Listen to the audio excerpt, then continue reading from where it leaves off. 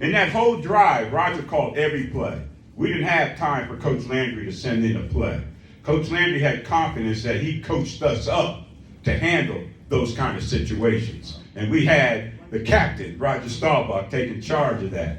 So he asked me in the huddle on 4th and 17, Drew, what do you got? I said, let's run a post corner on Nate Wright. Through our preparation, we knew Nate Wright would bite on the counter routes. So we lined up on Nate Wright. The last thing Roger said, we broke the huddle. He said, Drew, make sure you get enough for the first down.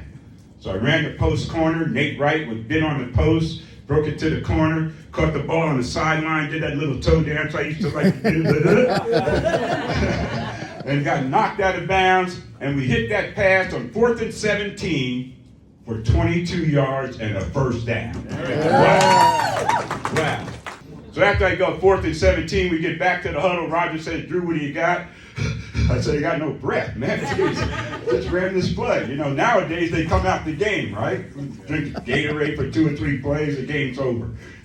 But anyway, 4th and 17, throw an incomplete pass to Pearson. We get back to the huddle. Roger says, Drew, what do you got? I said, again, line me up on the right side. This time run a turn-in takeoff on Nate Wright. We ran the post corner, now a turn-in takeoff.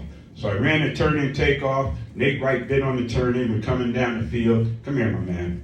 So I would have ate you up if you We wouldn't need no Hail Mary for this. I would have said, Raj, look what we got. This is 6 right here. How you doing, buddy? What's your name? Peter. This is Peter. Give him a hand, y'all. So Peter, you Nate Wright, okay? And we're running downfield neck and neck. And the only other guy Roger told to go out on the play was Golden Richards, to run a good post pattern on the other side of the field to hold Paul Krause to that side of the field. Paul Krause is the NFL's all-time interception leader, still to this day. All right, so we want to get him out of the play.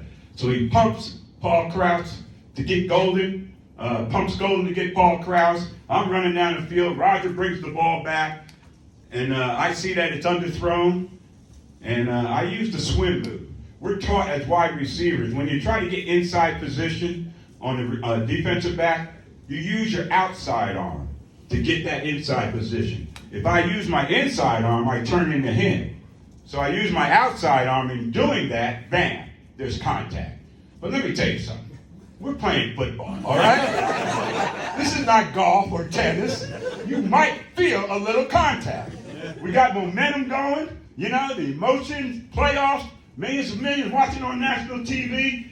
You might feel some contact with all that emotion and intensity. So I hit him, no doubt about it. But there was no deliberate push. If I had pushed him, you never would have seen him anymore because I would have really gave him a shot.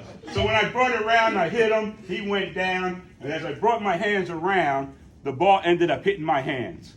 And it went through my hands. And I ended up catching the Hail Mary with my elbow and my hip.